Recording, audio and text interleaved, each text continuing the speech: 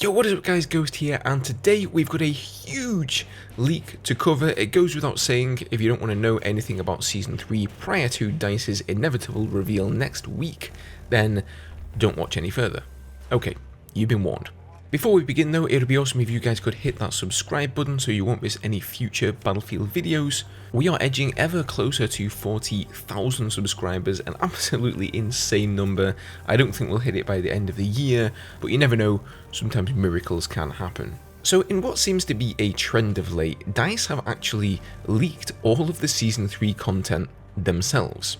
So earlier this week when we got the developer update, DICE actually also uploaded a Chinese version that was unlisted. However, in the description box for that video, they basically had all the information on Season 3 right there.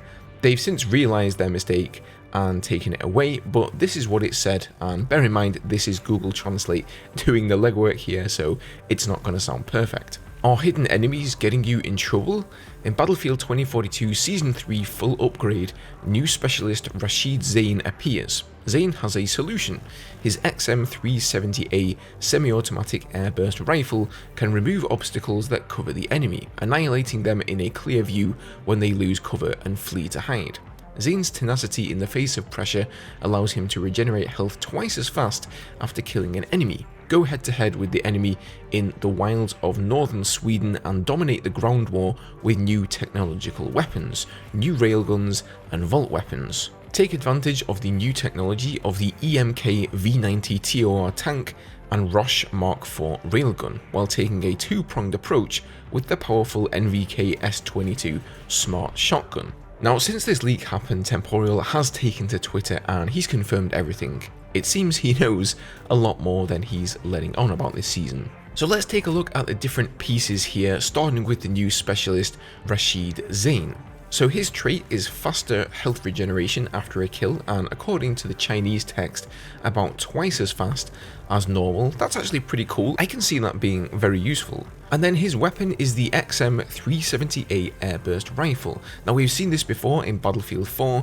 It's essentially a grenade launcher of sorts that explodes in the air above a target, and its intended purpose was killing soldiers behind cover. So if you damage somebody for half damage and they just manage to tuck themselves away or slide behind cover, the airburst will finish them off. Now, this gadget definitely has the potential to be quite overpowered and obnoxious, and with everyone running around with the new specialist in town come Season 3 release, it could get quite spammy indeed, but hey, I guess we'll see. Okay, next, the new weapons. So the big one here, the Roche Mark IV railgun, previously seen in Battlefield 4's Final Stand DLC, that coincidentally also had the hover tank from Battlefield 2142. It's actually also visible in the background of one of the Easter egg player cards, so what did you know, it's been staring us in the face this whole time. Now, in Battlefield 4, this was a battle pickup, so you could run around and find this weapon on the battlefield, and it had a limited use. There was only one of them, or maybe two per map, so you know, everybody couldn't equip it. It had a long firing time, and you had to reload each shot individually, so it had a long reload time as well. My guess is that it's going to be a sniper rifle with zero or close to zero bullet travel time. So basically like a hit scan rifle, which I don't think we've ever seen in Battlefield before. Obviously that sounds incredibly OP, and it makes getting headshots across the map much easier. I mean, I'm just speculating here, but the other option is that it could be an anti-vehicle weapon more than an anti-infi one. But if that were the case, I would have expected them to make it a gadget and not a primary weapon. Now, the other weapon is the NVK S22 shotgun, and again, according to the Chinese text, it's a smart shotgun. So this is definitely another weapon coming out of that Nordvik factory in Sweden, which is going to be one of the center points of the map that we talked about in yesterday's video.